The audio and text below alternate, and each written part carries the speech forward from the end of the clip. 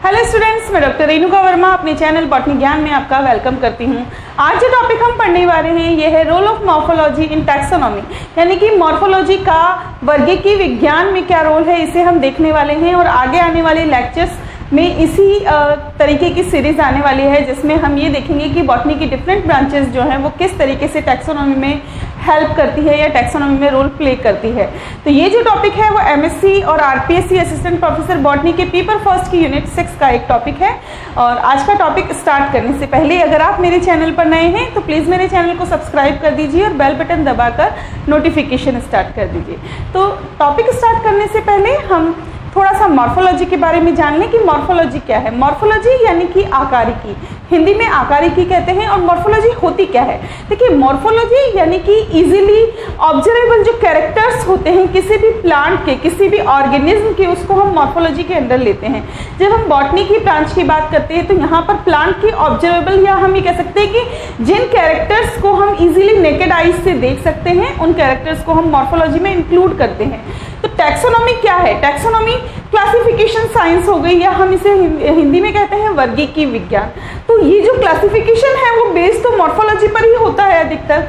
तो मॉर्फोलॉजी जो है एक बहुत ही इंपॉर्टेंट रोल प्ले करती है टैक्सोनॉमी के अंदर। तो स्टार्ट करते हैं आज का टॉपिक। देखिए, जब से क्लासिफिकेशन की स्टडीज शुरू हुई है तब से मॉर्फोलॉजिकल कैरेक्टर्स जो हैं वो इसके अंदर एक इंपॉर्टेंट रोल प्ले करते रहे हैं। क्योंकि किसी भी स्पीसीज को कैटेगराइज करने के लिए, किसी भी टैक्सोन को कैटेगराइज करने के लिए सबसे पहले हम मॉर्फोलॉजी ही देखते हैं, उसके बाद हम अदर कैरेक्टर्स के ऊपर जाते हैं। तो पहले जो आर्टिफिशियल और नेचुरल सिस्टम आए थे क्लासिफिकेशन के, वो भी मॉर्फोलॉजी के ऊपर ही बेस्ड थे।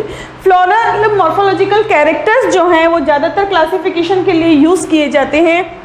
इसके अलावा अन्य जो मॉर्फोलॉजिकल कैरेक्टर्स हैं उन्हें भी टैक्सोनॉमी के अंदर प्लांट्स को क्लासिफाई करने के लिए यूज़ किया जाता है। कुछ इंपॉर्टेंट मॉर्फोलॉजिकल कैरेक्टर्स जिसके बेस पर हम किसी भी प्लांट को क्लासिफाई करते हैं, वो इंपॉर्टेंट कैरेक्टर्स कौन कौन से हैं उन्हें देख लेते हैं।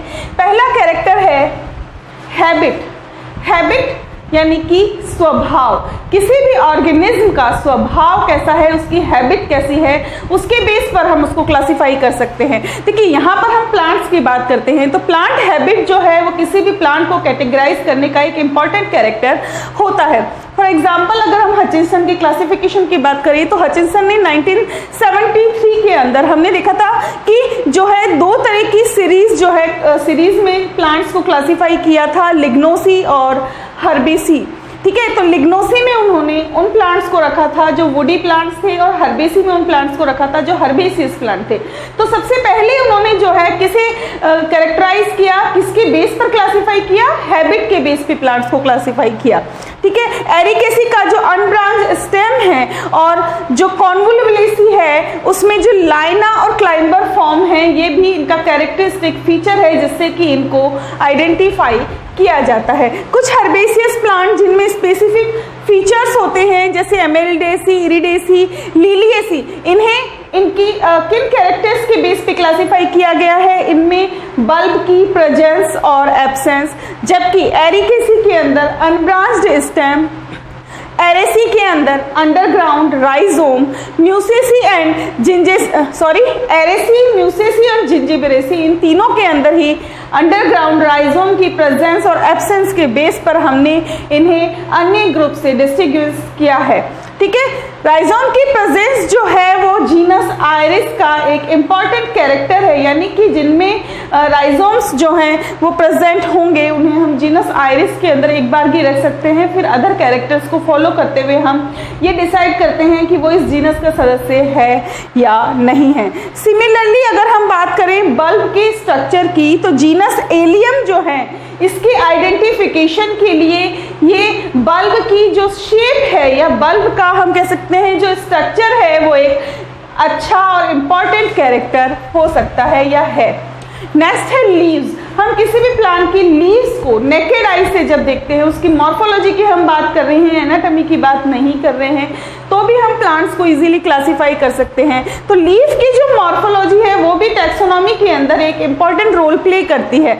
जैसे कि हम बात करें पाम, सैलिक्स और पॉपुलस स्पीसीज जो हैं, इन्हें हम इनकी लीफ से इजीली डिस्टिंग्विश कर सकते हैं। जीनस अजेडेरेक्टा और जीनस मेलिया, इन्हें पहले इजीली हम आइडेंटिफाई नहीं कर पाते थे कि इसमें से एजेडिरेक्टा कौन सा है और मेलिया कौन सा है, लेकिन हम यहाँ पर भी लीफ की जो मॉर्फोलॉजी है उसका यूज करके इन्हें डिस्टिंग्विश किया जा सकता है, क्योंकि एजेडिरेक्टा की जो लीव्स होती हैं वो यूनिपिन्नेट होती हैं, हिंदी में एक पिच्छकी होती हैं, जबकि जो मेलिया की लीव्स हैं वो बाइपिन्नेट यानी कि द्विपिच्छकी होती हैं। देखिए इस एग्जाम्पल से समझ सकते हैं, ये होती है यूनिपिन्नेट लीव्स और ये होती है बाइपिन्नेट लीव्स, यानी कि यहाँ पर जो लीव्स लगी हुई हैं वो मेन रिब के ऊपर लगी हुई है, मेन एक्सिस के ऊपर लगी हुई है, जबकि उसमें हम बात करें दोनों ही कंपाउंड लीव्स हैं। जबकि हम जब बाइपिन्नेट लीव्स की बात करते हैं तो बाइपिन्नेट लीव्स के अंदर मेन एक्सिस जो है वो 2 के अंदर डिवाइडेड होती है और उसके ऊपर लीफलेट प्रेजेंट होती है। तो यहाँ पर प्राइमरी एक्सिस के ऊपर लीव्स लगी हुई हैं, यहाँ पर ये तो प्राइमरी एक्सिस है और ये तो प्राइमरी एक्सिस है, इस पर लीव्स नहीं लगी हुई है, इसकी जो सेकेंडरी एक्सिस है उसके ऊपर लीव्स लगी हुई है। तो ये तो है एजेडिरेक्टा यानी नीम की लीव्स जो कैसी है, यूनिपिन्नेट टाइप की है। देखिए लीव्स का जो शेप है वो लगभग सिमिलर है, फर्क सब क्या है कि ये यूनिपिन्नेट लीव्स हैं और वो बाइपिन्नेट लीव्स है। तो इस आधार पर लीफ की मॉर्फोलॉजी के आधार पर एजेडिरेक्टा और मेलिया को डिस्टिंग्विश किया गया। इसी तरीके से हम और भी जीनस को देख सकते हैं जिन्हें लीव्स की मॉर्फोलॉजी के बेस पर अलग अलग किया गया है, जैसे जीनस सॉर्बस जो कि उससे पायरस को और जीनस सॉर्बेरिया से स्पाइरिया को भी लीव्स की मॉर्फोलॉजी के बेस पर ही सेपरेट किया गया है।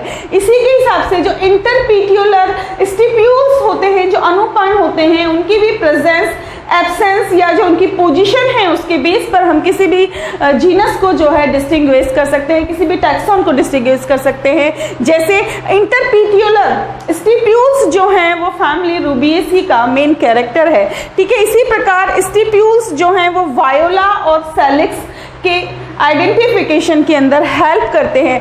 अब यहाँ पर ये सब चीजें हैं, तो जो लीफ का वेनेशन होता है यानी कि लीफ का पर्ण का जो शिरा विन्यास होता है उसके बेस पर भी हम किसी भी प्लांट को डिस्टिंग्विश कर सकते हैं। जैसे अल्मस और टीलिया, इन दोनों ही स्पीसीज को लीफ के वेनेशन के बेस पर हम अलग अलग कर सकते हैं। अब बात करते हैं फ्लावर्स की। फ्लावर्स कैसे हैं, कैलिक्स कोरोला कैसे हैं, कितने नंबर कैलिक्स और कोरोला के प्रेजेंट हैं, इसके अलावा उनका जो इन्फ्लोरेसेंस है वो कैसा है, उसके बेस पर हम किसी भी प्लांट को क्लासिफाई कर सकते हैं, ठीक है। तो फ्लोरल कैरेक्टर्स जो हैं वो किसी भी टैक्सा के बीच में सेग्रीगेशन हो रहा है या नहीं हो रहा है उसको भी आइडेंटिफाई करने में हेल्प करता है। अब हम कौन कौन से फ्लोरल कैरेक्टर्स हैं जिनके बेस पर किसी भी प्लांट या टैक्सोन को क्लासिफाई कर सकते हैं, जैसे कैलिक्स इन लेमिएसी, जो लेमिएसी कुल होता है, लेमिएसी जो फैमिली है उसका कैलिक्स, ठीक है। फेबेसी का कोरोला, कोरिडेलिस स्पीसीज का कोरोला, इसके अलावा डिफरेंट जिस प्लांट स्पीसीज हैं उनमें स्टेमन्स को देखकर हम उन्हें डिस्टिंग्विश कर सकते हैं, जैसे लेमिएसी, फेबेसी में माइमोसिडी, मालवेसी, एस्क्लेपियडेसी और ऑर्किडेसी। इनकी फ्लोरल कैरेक्टर्स की स्टडी करके हम इजीली इन्हें आइडेंटिफाई कर सकते हैं, ठीक है। इसके अलावा गाइनोबेसिक जो स्टाइल होती है उसके बेस पर भी हम किसी भी प्लांट को आइडेंटिफाई कर सकते हैं। तो लेमिएसी की गाइनोबेसिक स्टाइल, एस्क्लेपियडेसी की गाइनोस्टेजियम, इसके अलावा यूफोर्बिया में साइथियम इन्फ्लोरेसेंस और एस्टेरेसी में कैपिटुलम इन्फ्लोरेसेंस, ये इन फैमिली को आइडेंटिफाई करने के अंदर हेल्प करता है। अब बात करते हैं फ्रूट्स की। जो फ्रूट की मॉर्फोलॉजी है ये भी प्लांट टैक्सोनॉमी में एक इम्पॉर्टेंट रोल प्ले करती है। जैसे प्लांट की जो प्लांट फ्रूट की जो कैरेक्टर्स हैं उसको भी हम जब टैक्सा के आइडेंटिफिकेशन के लिए अच्छे से यूज कर सकते हैं। कूड 1967 जो है उन्होंने जीनस वेलेनेला को फ्रूट के बेस पर आइडेंटिफाई या क्लासिफाई किया था। सिमिलरली हम बात करें तो सिंह एट अल 1972 इन्होंने एस्टेरेसी के जो इंडियन जेनेरा हैं उन्हें भी फ्रूट के बेस पर जो है आइडेंटिफाई किया या क्लासिफाई किया, क्योंकि इनके अंदर सिप्सेला या एकिन टाइप का फ्रूट प्रेजेंट होता है। अगर पेपस प्रेजेंट है या पेपस एब्सेंट है इस बेस पर। इसके अलावा बीक जो फ्रूट है उसके ऊपर बीक प्रेजेंट है या एब्सेंट है। स्केल्स है या नहीं, ब्रिस्टल्स है या नहीं, या फिर किसी सिप्सेला के अंदर कितनी रिब्स हैं, इसके बेस पर हम किसी भी प्लांट को इजीली आइडेंटिफाई कर सकते हैं। ये सारे के सारे जो कैरेक्टर हैं किसी भी टैक्सोन के इंपॉर्टेंट आइडेंटिफाइंग फीचर्स हो सकते हैं।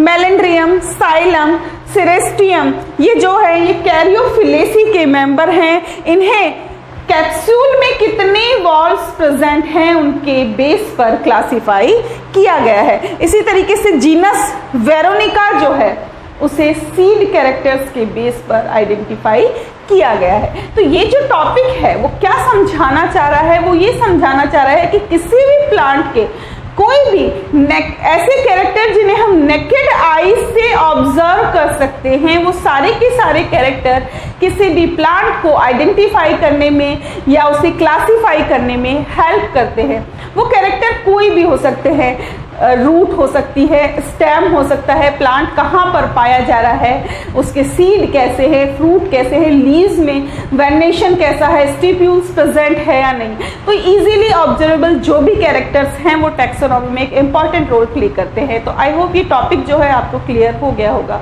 नेक्स्ट लेक्चर में एक और बॉटनी की ब्रांच का रोल जो है वो हम टैक्सोनॉमी में देखने वाले हैं। तो तब तक बने रहिए हमारे साथ। Thanks for watching and stay tuned to Botany Gyan for more informative videos. Thank you.